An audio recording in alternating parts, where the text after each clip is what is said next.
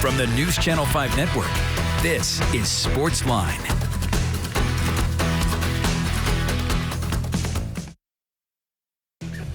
Hey there, SportsLine on your television. Steve Layman here with you. Glad you are here with us on this Wednesday night on News Channel 5 Plus. Glad to have you.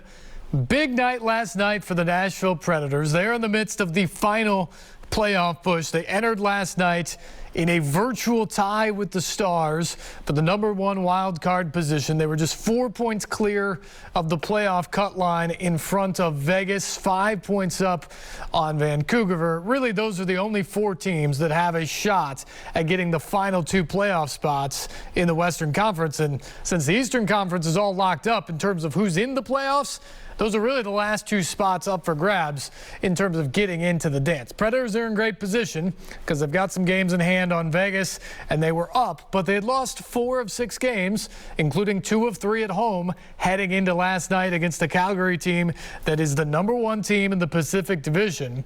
And the Preds came out and played one of their best games of the season defensively. They limited the high-powered Flames to just 21 shots on goal. Remember, on Sunday, the Predators gave up 7 goals in the second period alone in that loss to the Blues. They gave up 8 in all, losing 8-3. Last night, just 21 shots given up. And they went to overtime in the game. The defensive effort was much, much better. The 2 guys who've been the Stars all season long scoring goals scored again. Philip Forsberg busted out of his schneid, 39th goal of the season, tying Matt Duchene briefly before Duchene became the first Predator ever to score 40 goals in a season with a second period tally. They would end up in a shootout, but it was the birthday boy, UC Soros, after a shootout goal from Mikael Granlund, getting the final save as the Predators won 3-2 and get a massive 2 points. Calgary's going to win the Pacific Division, especially after picking up that point last night. But the Predators get 2 points. They move out of the virtual tie with the Stars. They're now alone in that wild card position, the first wild card slot, with the Stars set to hit the ice a little bit later on tonight. That will even them up in the games column, so either they'll be back to a virtual tie or the Preds will still be up with 5 games to go for both teams here over the next week. But most importantly is that playoff cut line, getting into the playoffs. That's what you're worried about at this point of the year. And with that win last night, the Preds now 6 points ahead of Vegas and just 5 games left. So the maximum amount of points that Vegas can even come up with would be 10. If the Predators can come up with 4, they're going to the playoffs. So that's huge from a Nashville perspective. Magic number, technically 5. 4 should get it done. And maybe you don't even need that, because that would require Vegas to be perfect down the stretch of the season. Preds' schedule's difficult. Few days off here before they take on Tampa Bay. Lightning, of course, are the 2-time defending Stanley Cup champions. Then they have to come back home on the second leg of a back-to-back to take on a Wild team that is playing well and is going to be in the playoffs. Then they get the Flames again next Tuesday night at Bridgestone Arena before finishing the season on the road with games against the Avalanche, who currently have the best record in the Western Conference and in the running for the President's Trophy for the best overall record in the league. It's probably either going to be Colorado or Florida that takes home that trophy. And then they finish on the second of a back-to-back next Friday night in Arizona, a Coyotes team that always seems to give the Predators some fits. So nothing's given here. And that was what's so great to see what they did last night, because that was a battle. It felt like a playoff hockey game, and the Predators found a way to get it done on home ice and get those 2 big, big points that I have a feeling come a week from now we're going to look back on as monumental, as in all likelihood the Predators wrap up an 8 consecutive playoff appearance. That's the second longest streak in hockey, along with the Capitals. Only the Penguins, who have now been to 16 consecutive playoffs, have had a longer streak than that. It's really impressive what David Poile, Peter Laviolette, and now John Hines have been able to do with this team getting back to the playoffs year after year. It's hard to do that in hockey. There's such great parity throughout the sport. Injuries are a factor. Guys move on. You change rosters. You change the face of your team. And the Predators have found a way to keep being relevant and keep getting back to the postseason year after year. And, of course, as we all know, once you get to the postseason, anything can happen in hockey, and the Predators certainly hope that can be the case this year. They've had to play meaningful hockey down the stretch, and maybe that can carry over into the playoffs. There isn't going to be a whole lot of pressure on this group, but maybe they can carry it into something. Maybe they can make a run in May and in June that will make this season certainly something to remember. For Matt Duchene, it's going to be remembered as a terrific personal season. Duchene came here to Tennessee in the summer of 2019. He'd long said, and it had long been believed, that he wanted to be a Predator, that he wanted to live here in Nashville. He's very fond of country music. He loves the city. His wife also does. It had long been believed that he wanted to come be a part of the Nashville Predators if it could happen and if it could get done. And in the summer of 2019, it did. He signed a 7-year, $56 million contract to come here. And everybody thought, this is great. You get one of the young, great talents in the NHL. He's going to give you a lot for a long time. He's going to fit in well with this team because he loves to be here. He wants to be here. Well, I don't know whether it was the pressure of that or just trying to do too much, but it didn't really pan out like that for the first 2 seasons Matt Duchene was here. Of course, you had COVID involved as well. The first season, the mess that was, and finishing in the bubble. And then last season, of course, a great delay to the start of the season, all the COVID protocols that go through the year. But through 2 seasons, Matt Duchene scored a total of 19 goals for the Predators. 19. And Matt Duchene last year, he just didn't live up to the expectations. And people were thinking, do you trade him? Do you shop him around? What can you do in this situation? Because he just hasn't lived up to a guy that you're paying $8 million a year for. Well, in the offseason, he had a heart-to-heart with John Hines about what he wanted, what he expected, what Hines and the Predators expected. And he kind of reset himself. And he's come back this year, and he has been awesome from game one. And last night, Matt Duchene became the first Predator in franchise history to score 40 goals in a season. He and Philip Forsberg kind of going back and forth for what will ultimately be the all-time single-season scoring record. They've both eclipsed the previous mark. Forsberg just behind him with 39. He's certain to pass 40 as well this season. Whoever ends up with the most will have that record to themselves. But for the moment, Duchene has the honor and distinction of being the first Predator ever to score 40 goals in a single year. And for him, most importantly, he's gotten back to his game.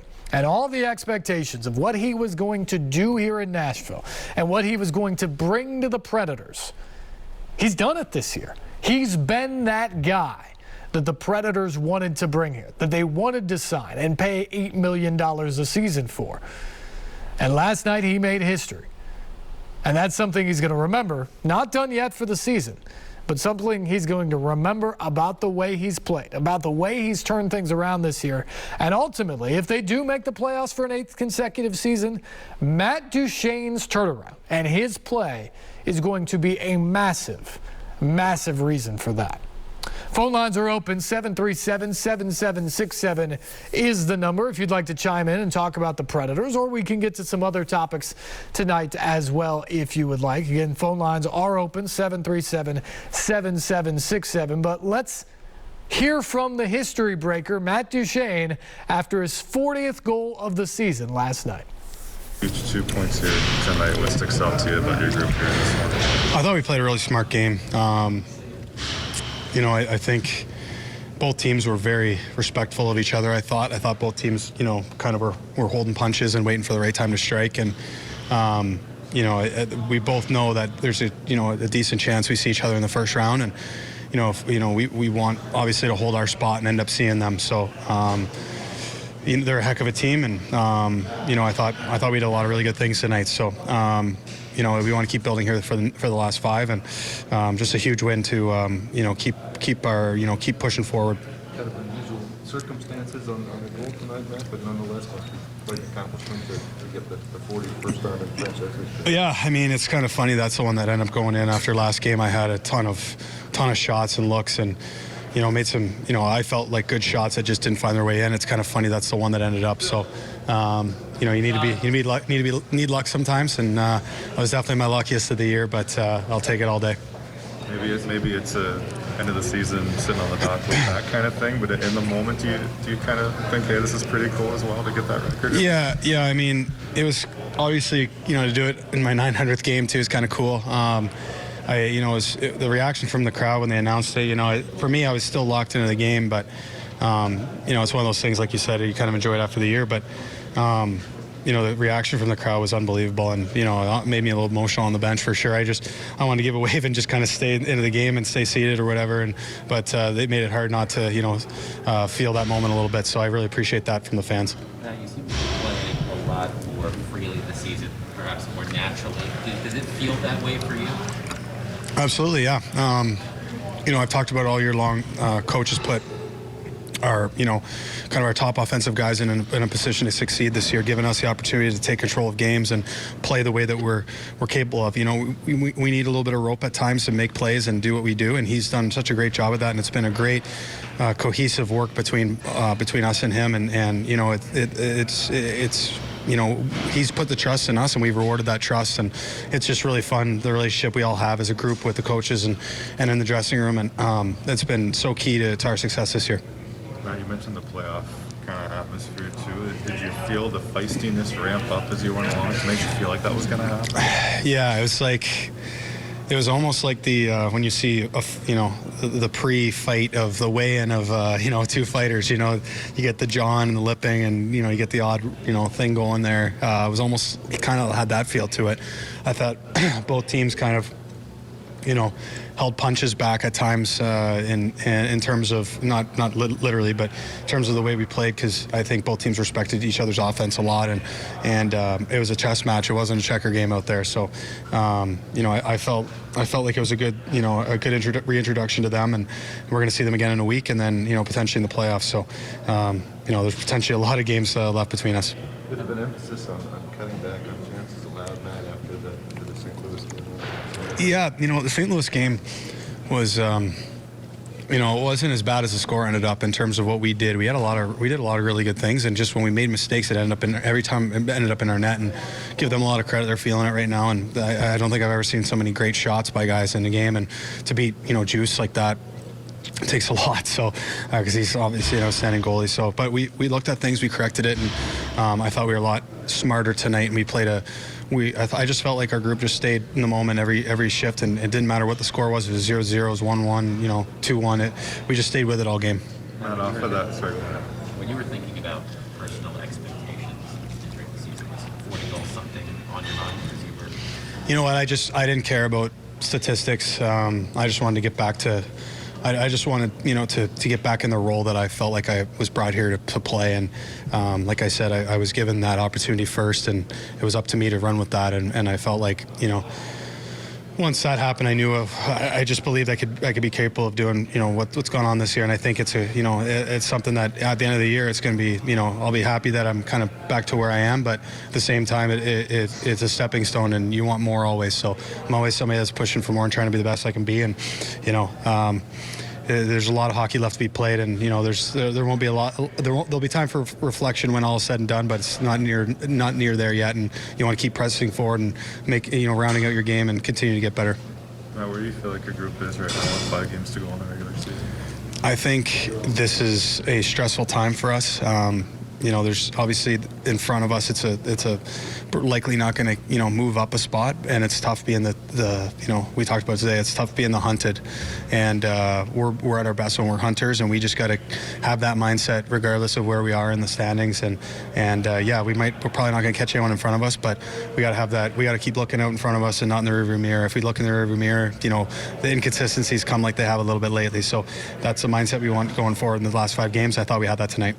How have you seen this group grow since you've been here, Matt, in terms of handling those stressful situations and rising to those occasions versus perhaps falling under the pressure? Well, it's not done yet, so we have work to do, but the character and the family kind of vibe we have in that room is so awesome, and if you have that, you can do anything. So we're a hardworking team. We play the way the game's supposed to be played. We're an offensive team and an offensive threat, and we play very solid defensively. We got a great goaltender, so we got the ability to do whatever we want to do, and it's about being mature enough and strong enough mentally and doing the right things, you know, off the ice, on the ice, and, you know, away from the rink to mentally get to where we need to be. And I think, you know, it's going to be a work in progress for, you know, we're going to continue to get better, and you're never at the point you want to be. You have to always keep pushing. So I think we've done a good job with that so far this year, and this is a good test for us to finish the year, and we finish that off, and then we'll see what happens in the playoffs.